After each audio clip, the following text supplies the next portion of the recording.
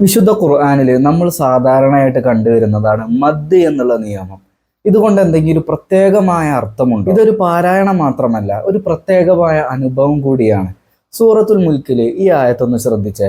അവലം യറൗ ഇല ത്വയ്രി ഫൗഖഹും സാഫാത്തിൻ വയഖ്ബിർ. നമുക്കിതൊന്ന് മലയാളത്തിലേക്കൊന്ന് ട്രാൻസ്ലേറ്റ് ചെയ്ത് നോക്കാം. അർത്ഥം ഇങ്ങനെയാണ്: തങ്ങളുടെ മീതെ ചിറകുകൾ പരത്തിപ്പിടിച്ചും കൂട്ടിപ്പിടിച്ചും പറക്കുന്ന പക്ഷികളെ നോക്കിക്കണ്ടിട്ടില്ലേ എന്നുള്ളത്. നിങ്ങൾ ശ്രദ്ധിച്ചിട്ടുണ്ടാവും പക്ഷികൾ പറക്കുന്ന ഈ ഒരു രൂപത്തെ. സോഫാത്തിൻ, വളരെ വിടർത്തിപ്പിടിച്ചുകൊണ്ട്. അതോടൊപ്പം തന്നെ ചില സമയങ്ങളിൽ വയഖ്ബിർന്, അവർ കൂട്ടിപ്പിടിച്ചും പറക്കുന്നുണ്ട്. അപ്പോൾ നമുക്ക് തന്നെ മനസ്സിലാകുന്നുണ്ട് ആ വാക്കിനോടൊപ്പം തന്നെ ആ പ്രവർത്തനത്തിന്റെ രൂപം കൂടെ ആ വാക്കിലൂടെ അള്ളാഹു കൊണ്ടുവന്നു എന്നുള്ളത്. സോഫാത്തിൻ, പരത്തി പിടിച്ചുകൊണ്ട്.